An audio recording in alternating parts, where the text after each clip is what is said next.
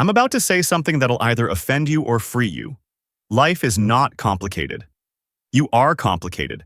Life is laughably, embarrassingly simple. Every self-help book ever written, 300 pages saying eat less, move more. Every relationship guide, every success story ever told, work consistently on something that matters. That's it. That's the whole thing. But simple doesn't sell. Simple doesn't make you feel like you discovered a secret. So instead, we invented the 47-step morning routine. The ancient diet trick they don't want you to know. The revolutionary productivity system with a trademark symbol. Here's the real joke. The search for complexity is the complexity. Life was always simple. We just made the search hard. In the next 10 minutes, I'm going to hand you the actual operating manual. 10 ideas, 0 fluff. Let's go. Chapter 1. The effort. Paradox. Want to hear something that'll break your brain? The harder you try, the more you fail. Don't believe me? Try to fall asleep right now. Go ahead. Force it. Try to be happy on command. Try to make someone fall in love with you. Watch what happens. This is called the backwards law, and once you see it, you can't unsee it. Desperate people repel opportunities. Needy people repel relationships. Tense athletes choke on the field. Forced creativity produces garbage. We already know this. Every athlete knows they perform worse when they overthink. Every artist knows that grinding through a creative block just digs it deeper. So what's the move? Effort without attachment. Life rewards the relaxed, not the lazy, not the checked out. The relaxed. That's a very different thing. Do the work, but don't death grip the outcome. A surfer doesn't fight the wave. They read it, commit to it, and ride it. The ocean doesn't negotiate. Life rewards the relaxed, not the lazy, not the checked out.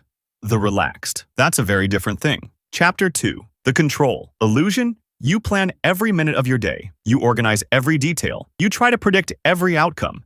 And then life laughs and throws a curveball anyway, every single time. The Stoics figured this out 2,000 years ago and we're still not listening. Here's their insight, and it might be the most useful sentence ever written. You can only control 2 things: your actions and your reactions. Everything else is life's department. That's it. That's the whole philosophy. Can you control traffic? No. Can you control when you leave? Yes. Can you control what people think of you? No. Can you control being someone worth respecting? Absolutely. Stop trying to be life's CEO. You were never the CEO. You're a surfer. Your job isn't to control the ocean. It's to master the ride. The moment you accept that distinction, a bizarre thing happens. You feel more in control, not because you control more, but because you stop wasting energy fighting things that were never yours to fight. Chapter 3. Your brain's night crew. Every night while you sleep, your brain runs a full maintenance crew. I'm not being poetic. This is literal neuroscience. Scientists discovered that your brain has its own waste removal system, called the glymphatic system. During deep sleep, cerebrospinal fluid floods through your brain tissue, physically flushing out toxic waste that builds up during the day. Your brain actually shrinks slightly during sleep. The cells contract to open up channels for this cleaning fluid to pass through. One bad night of sleep, that waste stays. It's like trying to think clearly in a room where someone dumped garbage everywhere. Everything works, just worse. Your brain burns 20% of your daily calories just existing. It's the most expensive organ you own, and the only maintenance it asks for is sleep. Honor the night crew. Chapter 4. The happiness trap. Here's why happiness feels impossible to catch, because the more you chase it, the faster it runs. We tell ourselves, once I get the job, the relationship, the goal, then I'll be happy. But the brain adapts fast. This is called the hedonic treadmill. Big wins or painful losses often bring us back to the same emotional baseline. So what works? Stop chasing happiness directly. Chase meaning growth, contribution. Do things that truly matter. And happiness often arrives quietly on its own. The paradox is simple. The less you desperately need happiness, the more naturally it appears. Chapter 5. Your lying brain. Your brain is not a truth-seeking machine. It's a pattern-matching machine with delusions of objectivity. Right now, it's running invisible filters. Confirmation bias. You only see evidence that agrees with you. The halo effect. Attractive people seem smarter. They're not. Loss aversion. Losing $100 hurts twice as much as gaining $100 feels good. and the one that'll sting most. You think you're above average at almost everything. Statistically, impossible. Universally true. You can't turn these biases off, but you can catch them. Next time you're absolutely certain about something, pause. Ask, which bias is talking right now? Chapter 6. Emotions drive, logic narrates. 90% of your decisions are emotional. 10% are logical. Your rational mind isn't driving. It's just narrating the trip after the fact. Think you chose your career logically? You felt it first. Then built the logic around it. Your emotional brain processes information 500,000 times faster than your logical brain. By the time you consciously think, the decision is already made. You're not deciding. You're rationalizing. But here's the good news. Emotions are data, not directives. That fraction of a second between feeling something and acting on it, that's where your real power lives.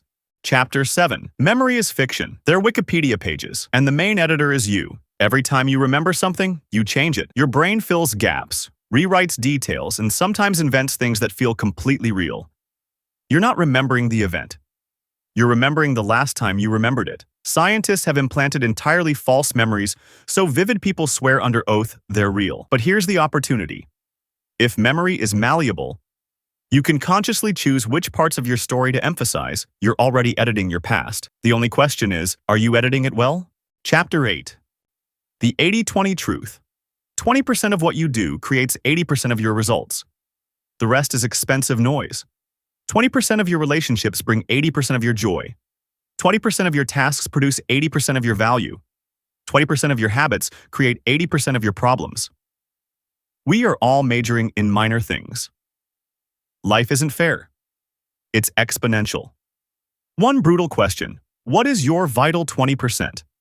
Stop optimizing what barely matters. Find the 20 that does. And go all in. Chapter 9. The 1% rule. 1% better every day. That's all it takes. Percent daily improvement. Watch your 37x better in 1 year. Percent worse daily. Down to 3% of where you started. Read 10 pages daily, 12 books a year. Exercise 15 minutes daily. Transformed body in 12 months. The secret isn't motivation. It isn't willpower. It's math. Small choices seem meaningless until they suddenly and permanently aren't. Here's everything in one sentence. Let go of what you can't control. Use your emotions as data. Edit your story consciously. Find your vital 20%. Build better loops. Improve 1% daily. You don't need to change everything today. Just one thing, slightly better. Every single day. That's the whole manual.